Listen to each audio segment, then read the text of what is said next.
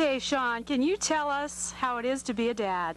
Well, you know, having children brings the child out in you, and as you know, men are usually pretty childish anyway, so it's kind of fun. It's a lot of fun and a real joy to be around children. But the other part of it is that it's a very responsible position. My child, of course, and all children tend to look up to their parents as kind of role models and idols, and I find that to be a very important position, and something that if you take it seriously and do it well, I think your children will benefit greatly from it. Oh, so that's how I find it. Thank you. Okay, welcome back to our show on fatherhood. Well, we just had a chance to hear some input from a very old friend of mine, not that old I suppose, but named Sean, and he talked about the responsibility of fatherhood, and I'm wondering if that ever feels heavy to either one of you. I mean, are you aware of that? Well, my daughter is just recently started riding her bicycle alone outside on the front street. Our house is on a park, and I sometimes go out there the first few days, and I said, how many child molesters are over there today waiting for my daughter to be unattended? Yeah. Or she'll climb up and she says, Daddy, watch me jump from 3 stories up, you know, and do a somersault. It's like, oh no, you know, okay, honey. Yeah, so there's that sense of needing to provide for their safety and the fact that it's a very big world and there's only you standing between your child. It sometimes seems like it. It sometimes seems like it. Yeah, I bet it does. You start to notice all the ways in the world where there could be instant death if you weren't aware of what's going on. Yeah, I would imagine that's true. Is that true for you? Yeah, I would say that I started freaking out about a year or 9 months, I guess, before my first son was born. I have 5-year-old and 3-year-old sons. So I started worrying at that point. I haven't stopped worrying, and from what I understand, I'm going to worry more in a few years. Okay. They're 5 and 3. The first year of it was difficult to make the transition from having so much, quote, freedom, and then having to be restricted in so many ways. And I would say a lot of anger came up within me, a lot. And then for some reason, somehow I was able to get through that. I think I was a good dad all the way through. I'm just saying what happened on the inside, sure. Making that transition from all the freedom or all the focus on yourself onto something that pretty well dictates a good percentage of my life for 24 hours at the time with both sons around the clock. And so that making that transition is the hardest thing, or was the hardest thing, and continues to be the hardest thing, that I'm responding rather than having the first say. And if you like to control things, you always like to have the first say. Indeed. And well, not anymore. I've given up. That's right. If nothing else, you learn surrender, don't you? Yeah. Enough with that. Well, the last piece on our graphic we looked at mentioned that father's influence can encourage independence and risk-taking. And I guess I know that studies have talked about that our fathers really model the outside world in some ways and encourage what we can expect when we go out there. Have you found that to be true? I have, in fact, found that to be true. A couple of things around swimming. Rachel's just become a real swimmer this last summer, and getting her to jump off the side and swim out to me, or when she whenever she feels she's losing it, to grab for me. I say, honey, you can't grab for me, you got to swim to the side. You know, so getting her to realize that she's got to take care of herself in some situations like swimming. And then there's singing, where you saw her at her performance where she was singing, and I like to have her sing a couple of favorite songs for people when they come over, and she's shy about that. And I say, well, honey, nobody's laughing at you. They think you're cute. Yeah. And getting her to realize that people like what she's doing, and she's not, be a little bit less self-conscious, that sort of thing. Okay. Yeah, I agree. Try to put them in a position to experience it and get something out of it. And before that, I have to get myself in a position to experience and get something out of it. Sometimes I'm learning more, I think, or I've learned a lot more. And but try to not interfere in any negative way, but put the structure there and make it. Yeah, it's kind of hard sometimes. And encourage them to sort of step out and take a risk. The other thing that your friend Sean, it was Sean, correct, that said that you get to be a child again. There are lots of places I would never go without Rachel, and there's lots of little fun things to do with a child that you can already do that they can't do. You know, jungle gyms, the tubes at, say, Discovery Zone or something like that, that I wouldn't, you know, it would look funny if I walked into Discovery Zone and said, I'd like to play for an hour. Every dad there would grab their child. Right, they exactly. think like you do. Every mom. Every mom, yeah.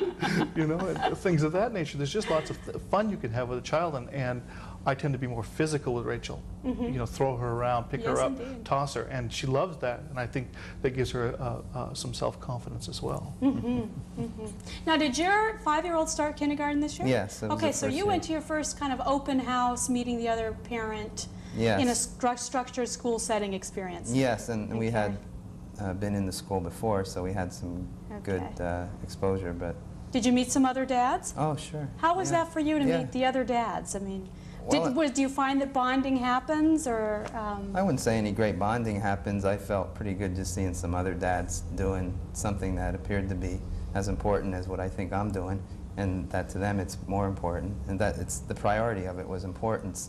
And I know that you could tell by the way they're doing things that they make that a major priority. It's not even making it a priority, it already is. And Right. they're choosing to live in a certain way, even with all the difficulty that comes up and all the emotions and all the rest of this stuff, and how you're going to work, how you're going to be home, and all this other stuff that I saw the other fathers there who care a lot about their kids, you know, to have them in the school. And so from that end, but as far as like talking and that kind of stuff, I don't know, I don't have that experience too much, that we're all, you know, that's like, I don't have that too much, but I just, by knowing what they're doing, I feel good about it. So at least you're part of. How about you? I know you're very active in school. Well, I work in my daughter's class on Thursday mornings for 3 hours before her lunchtime. And what I find at the school has a large science garden, and really the time of day that I'm there is pretty much a woman's world. There's a lot of fathers who volunteer on a sporadic basis, but they also have a large science garden, and that's where the dads get involved. It's where you can pick up a shovel and dig something, or a hammer and nail something. They tend to be less involved. Plus, I've got a very flexible boss, and I'm able to shift my work schedule up 4 hours and show up for school. But I don't see too many dads there. It's pretty much a woman's world still. And how is that for you as a father, marching into this woman's environment? Well, I mean, how do the women accept you? the women who I work with accept me fine. I mean, there's no problem. They get used to talking about children issues with a man. But some of the people, they just don't talk to you like out on the playground. I mean, there's something there socially. You don't talk to men standing around. Okay. You know, if you're married, I suppose. Okay. So it's a little bit different. I mean, people are kind of surprised sometimes. Okay, I would imagine so. Let's take a look at our next list of items we can peek at. Let's see, fathers are often the first man little girls love, and he can become the model they use to form their expectations for a long-term partner later in life. Boys observe their father coping with emotions like frustration, anger, and sadness, and fathers will model for boys ways to treat women in later life. Okay, so we have two different kind of perspectives there. That, you know, yes, we mentioned the modeling. We mentioned the modeling of frustration. Of course, Rachel's first love will be you in terms of, if she goes out, particularly initially begins to establish relationships, she might have a tendency to pick someone very opposite from you, or maybe someone just like you. And I would guess, you know, when we talked about the responsibility of being a father, I mean, I would guess that that would matter in terms of thinking about that. Sure, I think she would. I would like to think she would pick somebody like me, you know, and or not try to find somebody, or I would hope she wouldn't pick somebody like me and then try to win all the battles she never won with me. That sort of thing. I hope she would find somebody who wants to have a lot of fun, likes to laugh, likes the outdoors, the things that we encourage, the positive things we encourage, you know, rather than try to find somebody just like me and then to beat them. Yeah. You know, on the things that she couldn't beat me on. That's right. That's true. There is that competitive side to it. What about you with the boys? You said looking at your energy and your emotions. Well, when you hear them say things word for word that you say, and do things that you do, then it starts to sink in what they're picking up. Can you think of an example? Oh, just, you know, if you swear, or and they start to let that, if that happens, if you say something in anger and it comes back word for word, or if there's some form of discussion and you used an excuse and they start using the excuse, anything that happens could potentially be modeled, and so you tend to pay a little more attention to yourself and possibly maybe put more work into and more thought into what you do if you're going to be there. And I think they do what they see. Sure, I mean, it's kind of like having mirrors around your house, Right. I would imagine. I mean, Yeah. just kind of reflecting you back at you often. Yeah. Let's take a look at our next final quote. Studies show that children with fathers are more comfortable around strangers in later life.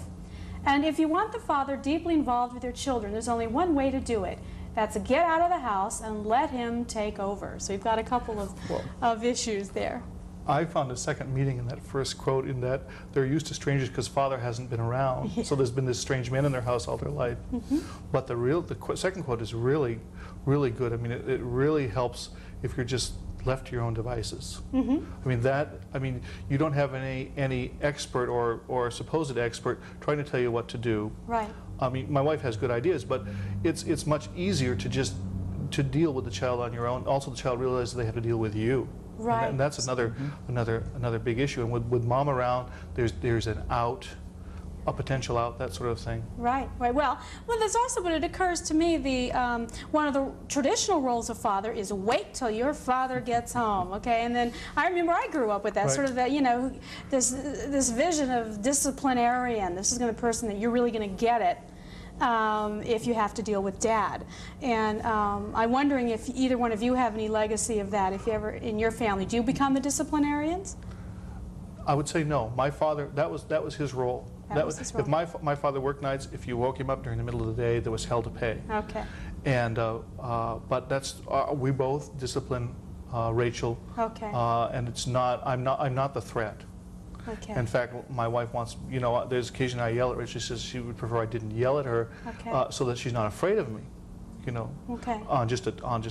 So it's kind not, of visceral so no basis. longer parenting by fear. I know we only have a few more seconds, but Len, would you like to comment on that? Yeah, I think that depending who's there the most amount of time, there's going to be some natural looking to the other person for some help in the disciplining. So I'm home quite a bit, but of course my wife is there quite a bit more than me. And so she's been working with him for so long, then I come in and I can help with the discipline. We're going to need to close, but thank you for being with us. Thank you both for being with me. You're I welcome. do appreciate it. Next week, we're going to talk about codependency. I'm Mary Crocker Cook. Good night.